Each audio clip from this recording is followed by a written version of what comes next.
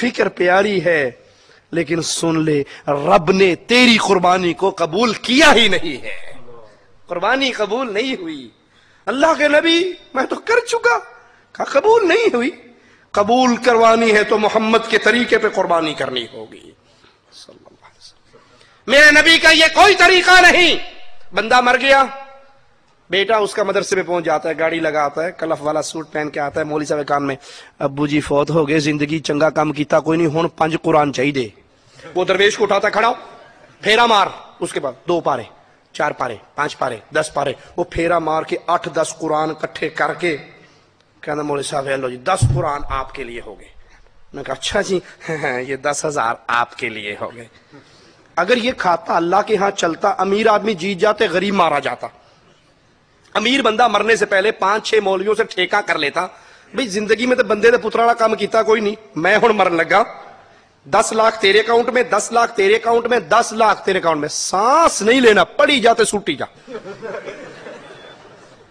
ایک قرآن ختم اس کی روح کو احساس، ایک قرآن ختم اس کی روح کو احساس، لگا رہے میں چلنا تو کم لگے رہی۔ امیر جیت جاتا، غریب مارا جاتا۔ لیس للانسان الا ما سعی، وہی ملے گا جو خود اپنے ہاتھوں سے کر کے گئے ہو یا جو عمل نبی نے بتائے۔ اے میرے صحابی تیری قربانی اللہ نے قبول نہیں کی، اگر قبول کروانی ہے محمد کے طریقے پہ قربانی کرنی ہوگی صلی اللہ علیہ وسلم۔ وَعَامِلُوا الصَّالِحَاتِ، ہر کام کو دیکھ کر پیچھے نہ چل پڑا کرو، کام تو اچھا ہے، ارے پہلے یہ دیکھو اچھوں کے سردار محمد کریم نے یہ کام کیا یا نہیں۔ صحابہ ایک مسجد میں داخل ہوئے، ظہر کی نماز کا ٹائم، کچھ لوگ سوئے ہوئے تھے، کچھ لوگ سوئے ہوئے تھے۔ مؤذن نے کہہ دیا الصلاۃ خیر من النوم، بات بنتی بھی ہے نا، لوگ سو رہے ہیں اور نماز نیند سے بہتر ہے۔ اس صحابی نے کہا کہ یہ تو اللہ کے نبی نے ہمیں فجر کی نماز میں سکھایا تھا، اس نے ظہر کے ٹائم پہ شروع کیا۔ کہا باہر نکلو، اس مسجد سے مجھے باہر نکالو، یہ بدعتیوں کی مسجد ہے، میں اس مسجد میں نماز نہیں پڑھوں گا۔ اتنی غیرت صحابہ کی۔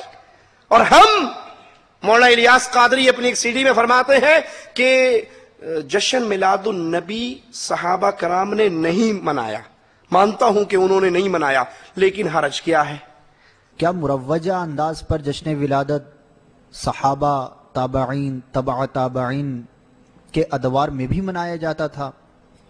یہ ایک عوامی وسوسہ ہے، برائے کرم اس وسوسے کا جواب ارشاد فرما دیجئے۔ میرے بھائی دیکھو، ہر کام جو ہے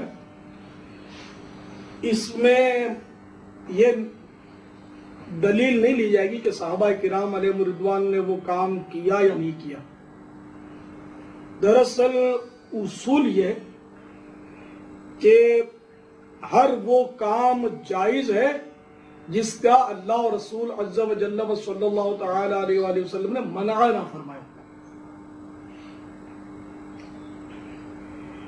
تو مروجہ انداز جشن ولادت شریعت میں منع نہیں۔ منع تو نہیں ہے، حرج کیا ہے؟ بھائی ایک رکعت میں کتنے سجدے ہیں جی؟ بولیے۔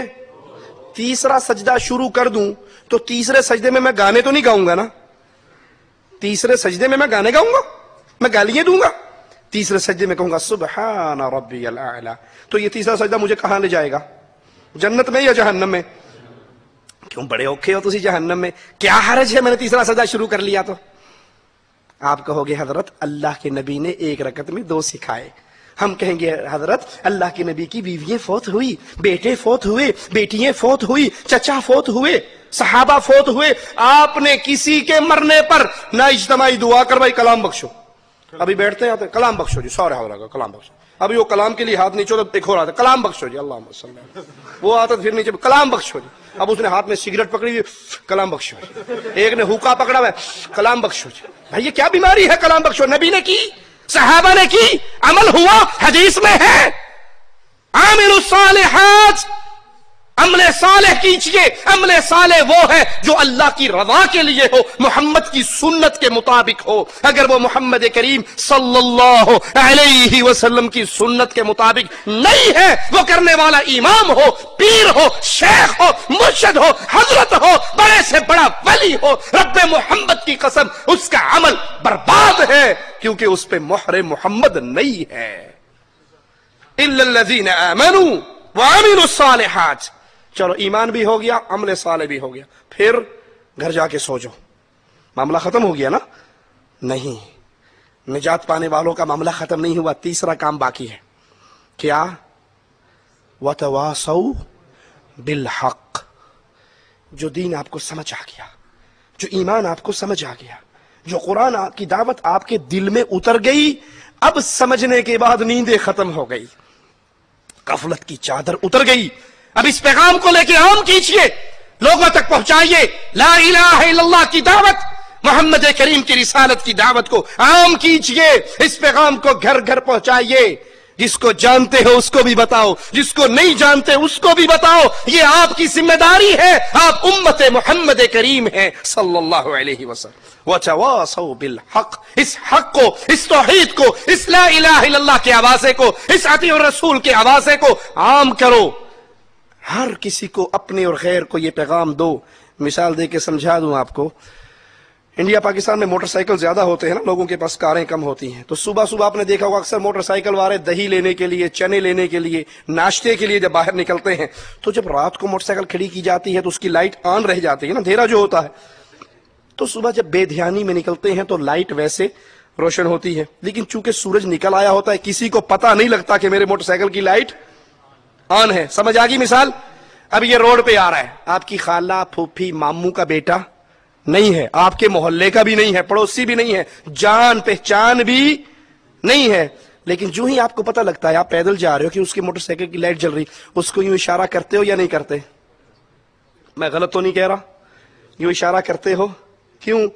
بھائی تیری انرجی ضائع ہو رہی ہے، بیٹری ضائع ہو رہی ہے، اب وقت نہیں ہے یہ جلانے کا، ختم ہو گیا کام. آپ کا کیا لگتا ہے؟ اس نے اپنے مذہب پہ، آپ نے کسی کو کچھ نہ کہیے جی.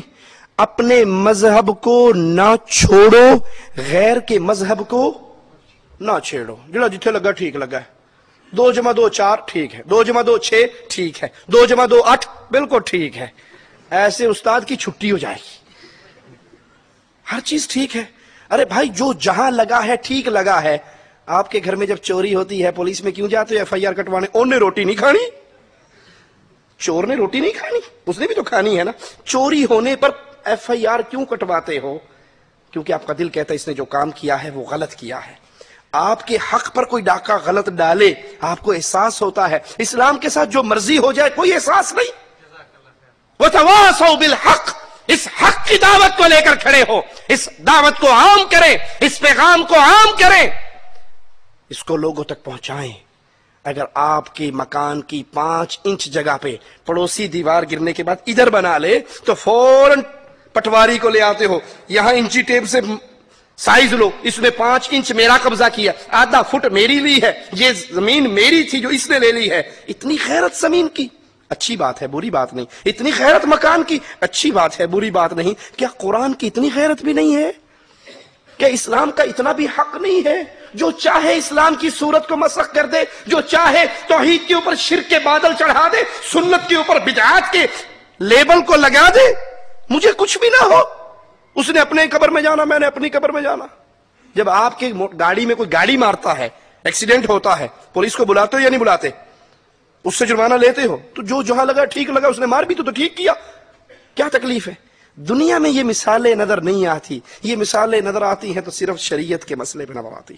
جو حق آپ پہچان چکے ہو، جو حق آپ جان چکے ہو، وَتَوَاصَوْا بِالْحَقِّ. اس دعوت کو عام کرو، اس پیغام کو عام کرو. اور یاد کرو، امام الانبیاء نے فرمایا تمہاری دعوت سے اگر ایک بندہ ہدایت کے راستے پہ چل پڑا، تمہارے لیے سرخ اونٹوں سے زیادہ قیمتی ایک بندے کی ہدایت کا سامان ہے. وَتَوَاصَوْا بِالصَّبْرِ. جب یہ حق کی دعوت کو آپ عام کرو گے، پھر نتیجہ کیا نکلے گا؟ آپ کو پھولوں کا ہار کوئی نہیں پہنائے گا. جب حق کی دعوت دو گے، جب توحید کا آوازہ لگاؤ گے، کوئی آپ کو پھولوں کا ہار، کوئی آپ کو چندہ، قربانی کی کھالیں آپ کی مسجد میں کوئی نہیں دیکھے جائے گا.